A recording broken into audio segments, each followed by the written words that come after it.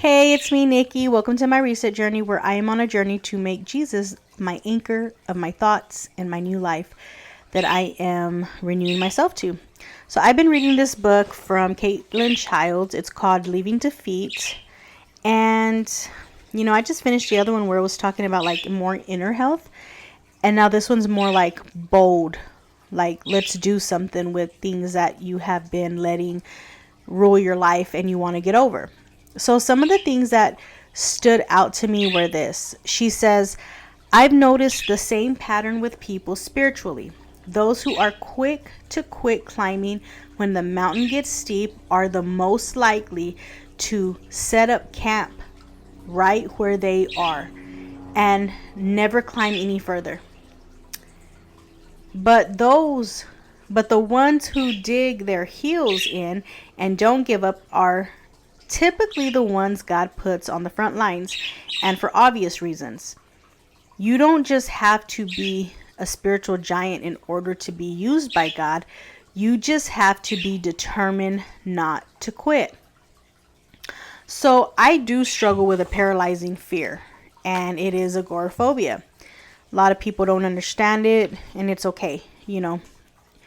But that doesn't change the fact that I do struggle with it, and it interferes with the life that I want to live for myself.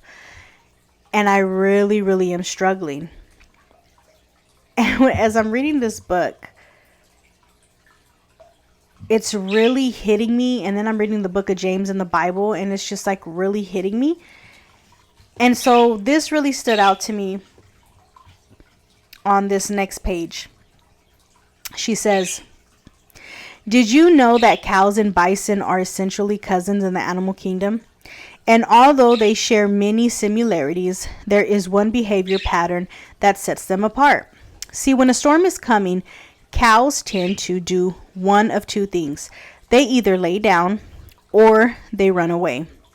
Bison, on the other hand, run towards the storm. That may sound a little silly, but when you think about it, it's actually genius. By facing their problems head on, they have to endure the storm for a much shorter amount of time than their cousins. We all have the tendency to want to run away from our problems. We want to lie down in the season that God has put us in and wait for it to pass. Because we often don't want to deal with the discomfort. What we don't realize is that comfort is the enemy of progress. Comfort is the enemy of progress. If we would just turn and face it, if we would actually search for the lessons it's trying to teach us, we could get through it much faster and gain more understanding along the way. I have been the cow in that scenario when it comes to this one thing so many times. Have I beat agoraphobia before? Yes, twice. And when it just seems to be something that I keep having to deal with. Anxiety, panic attacks, stress, the agoraphobia. And it's like, what is crazy is I have this enormous faith in God, like in other things, like in everything but that. I don't understand what is my issue and why this keeps coming. This is why I am on this journey, because I want to know what's the root of it. And I felt God putting me in my past and memories resurfacing when I asked him to expose things to me. And I'm in that stage right now where I'm going back, and if something pops up, I'm having to deal with it, right? I finished reading that book. That book was very beautiful. The one that I read before, I think it's called Freedom Forward. And it was beautiful. It was beautiful. But I'm still, I don't know what it is I'm expecting, but something keeps popping out. If I am trying to start my new life and go towards this new life with all this wisdom that I'm gaining from everything that I'm reading, my relationship with Christ, I think I'm under the impression that whenever I do step out in faith, I'm not going to feel anything. And when everything starts rising, all the emotions, the feelings, the symptoms, I shrink. I'm shrinking.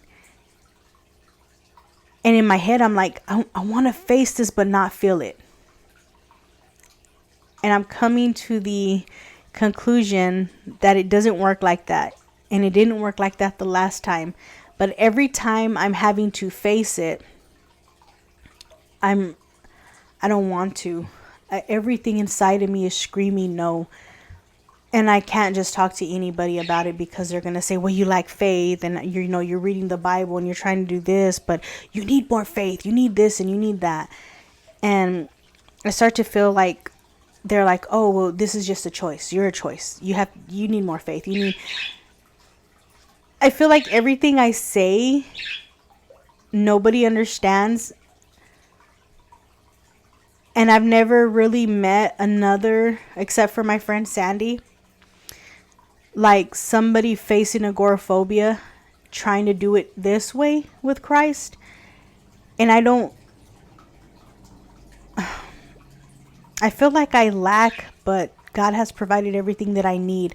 I think my fear, the fear that I experience, gets louder than everything. And I wish the fear would shrink and me and God would just get bigger, because God is there and I need to bring him along in this pit with me. Like, I'm in a pit and I'm so used to trying to work on myself, like through my own strength, and it's not working. I'm failing terribly. 10 years of struggling with this is proof. And it's been a total of 20 years agoraphobia has been in my life. Probably a little more, 24 years. And I'm in a pit, and instead of trying to depend on my own or just settling in it, I need to invite God into this pit with me. I need God in this pit with me. And that's what I'm doing. I'm reaching for him. I'm worshiping him while I'm in the pit. And I'm saying, I love you and I trust you, even though I don't like the way my life is right now. Even though I wish it was different and I was experiencing the freedom that I wish I had. I still love you, God. And I trust you. And I know you are who you say you are. And I know that my situation has nothing to do with who you are, but what I believe within myself. And I need you. I need you in this pit with me. I need to worship you. I need to love you. I need to praise you. I just want you with me. And a part of me feels unworthy and shameful that I struggle with these things when I love him so much. And I help people with Bible studies and speak on how great God is. And then I'm a product of what I've done to my body with stress and fear. And I have a shame about it. And I get hard on myself. And I let that define who I am. I let a struggle completely define my identity. And it's not who I am. I am so much more than a person who deals with agoraphobia. So I look at Paul and everything he's been through. I've been reading the New Testament from Acts on. I'm going to go back to the Gospels, but I was really drawn to knowing who Paul was, because I knew one thing about Paul. He speaks on the mind a lot. So I was drawn to Paul. So as I'm reading this last night, I'm thinking, this is beautiful, because this is just Paul's. They would warn him not to go to certain cities because they were going to, here you're going to get arrested. They're going to do this. They're going to, hurt you when you get there. Like, because they would beat people and then put them in jail. And even the shipwreck. Like, Paul faced things and he was like, okay, well, let's go. Like I'm going to go. If God told me to go, and yes, you're warning me that awaits me, I don't care what awaits me. I'm going to stick to my obedience. He says go, I say okay. Everything else doesn't matter to me. And I'm like, oh my gosh, that's amazing. That is amazing. Like, I wish I could face this. And I face other things like that, but this crippling fear, I would rather run away. If you were to tell me facing this, oh, if you leave, Nikki, you're going to experience this. Well, then I'm not leaving. And that's what I've done. Oh, then I'm not leaving. I'm going to shrink back. I'm going to stay here. I can't go nowhere. I'm not facing it. So she writes here, Paul's personality when he has to face things, he's like, bring it on. Bring it on. Paul understood this attitude. Prison, bring it on. Shipwreck, bring it on. Snake bite, bring it on. It didn't matter what you threw at him. He was determined to see it through. Why? Because he knew it would make him more like Jesus. He knew it would remove anything that was holding him back so that he would become more like the person he loved and admired the most. And becoming more like Jesus means that life may not be easier, but you're able to see the bigger picture. And she also says, she talks about a tree, how, you know, in the season where the leaves fall off, it looks like it's dead, but really it's not dead. Actually, the roots are getting stronger underneath the ground. There's something amazing happening underneath the ground.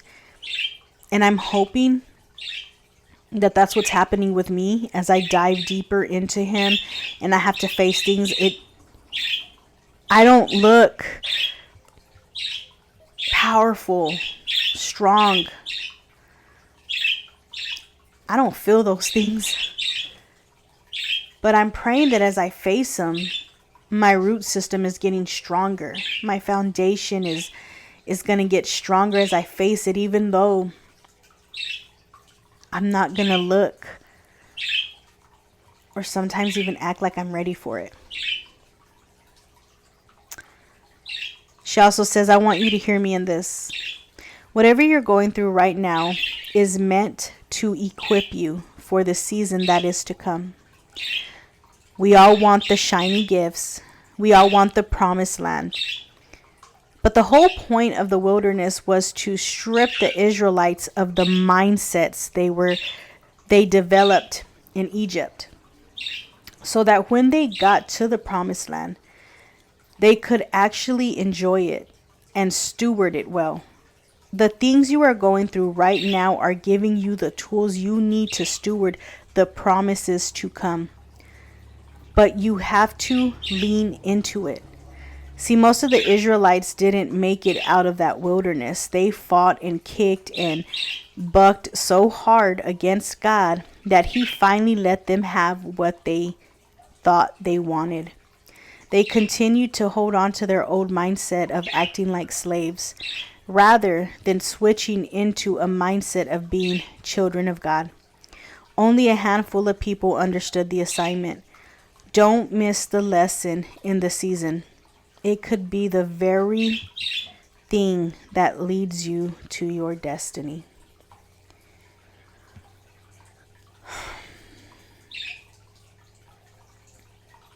The Israelites, even being out of the area that was enslaving them, they were still enslaved.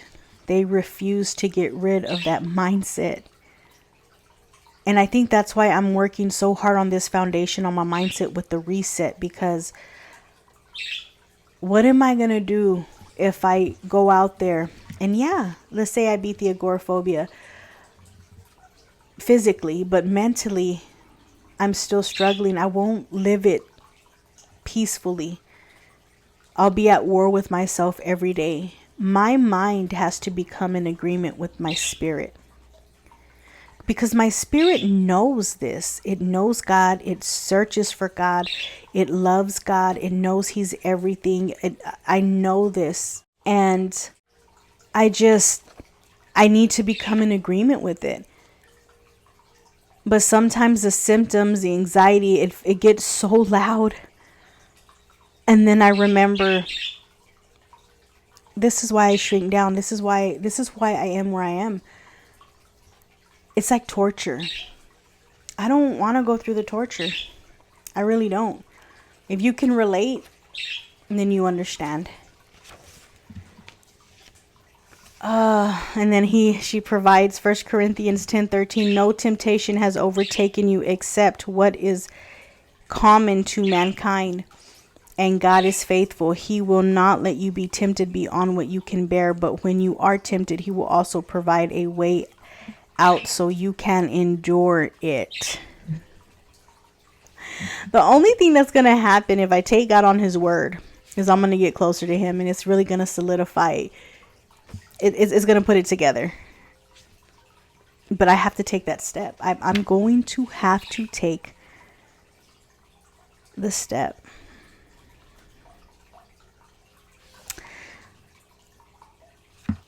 She says, however, when you are in those seasons, it's easy to miss. It's easy to get lost in the grief of our circumstances that we struggle to see what God is doing. If you find yourself in a season like this, my advice to you is simple. Look for the way out. God is faithful to provide one. I know there's a way out of this. I know, and I'm going to have to face it. This book just makes me really think, and it really puts everything in a perspective. And it's things that I know, but it's just things that I have refused to confront or deal with. Just, it was easier just being comfortable and just, it's okay, I settled here. Like she said, I pitched my tent right here in the boundaries of where my body feels safe. I made a home here. I hung pictures on the wall. I made a whole life here. I'm okay. Like, I'm actually very outgoing person. I love to be out and about. I like to get involved in things, but I made the best out of this. And I mean, I'm happy here. I'm not saying I'm miserable. I'm not saying I'm depressed. I'm actually happy here in my home. I love my home. I have a life here. I love to garden. I have all my animals, my family. But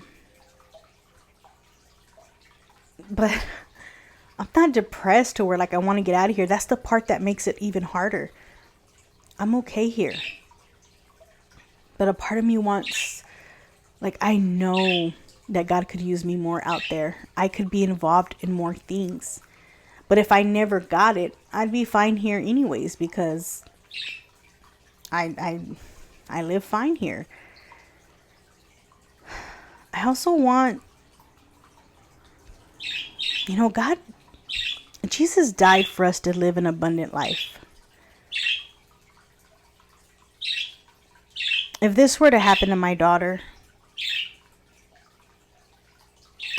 and I have all these dreams for my daughters, both of them. These beautiful visions I've always had over them when I look at their newborn faces to now their grown-up faces. And if this was happening to them, I would still love them. I guess I was feeling like God wouldn't love me like this, but I did some soul searching on that, and I know that he loves me. No matter what it is I'm facing, he knows that I love him and he loves me. But if I saw my daughter going through this, I would want more for her. I would have wanted more for them. Like, I'm still going to love you. You're still going to be mine regardless. But there was so much more you could have done. It doesn't change my love for you. But your parents provide certain things in your life so that you could have a better life than your parents. Isn't that the goal? For my kids to live better than what I had? You do the best you can. I've just really been searching within myself and asking myself, do you want to be in this same position next year? Are you okay with that?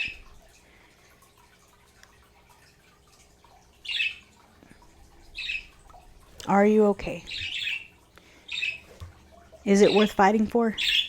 I mean, if you really want this, wouldn't you fight for it? I know that doing this would level me up in life and also my relationship with Christ, my faith. It would strengthen me. It's all over scripture.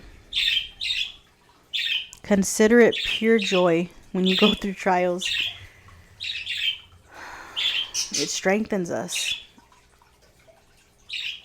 Anyways, I wanted to share this book, guys. It's called Leaving Defeat, like I said, from Caitlin Childs, and it's amazing. Looks like this.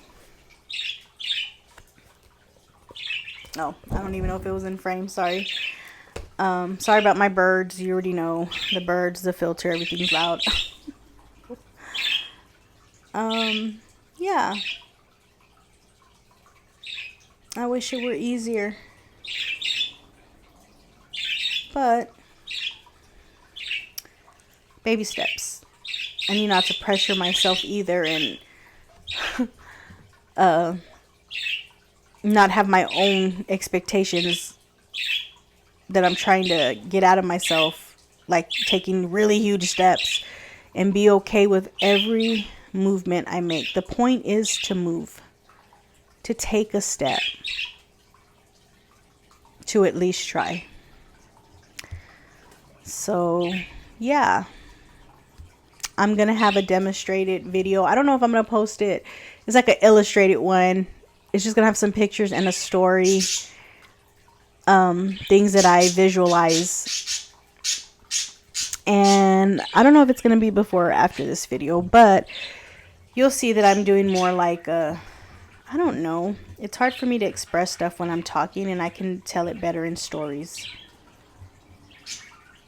And hopefully it resonates with somebody. But you guys have a blessed one, and we'll see what happens next. I may even share some videos of me attempting to leave the house and do better. And I mean, if you don't understand this, and if this is not the struggle that you're going through, you can relate in some type of way. There's something you might be going through that maybe other people don't understand. But maybe there is a person with panic attacks or agoraphobia watching. So maybe it'll help you. Or maybe you know somebody. I don't know. But I want to share it for my own, like, video diary or something. Like, I don't want to forget what God is revealing to me and doing for me during these times. I want to try to document everything I possibly can. So anyways, I'll see you guys on the next video. Have a blessed one, and don't forget to read your Bibles.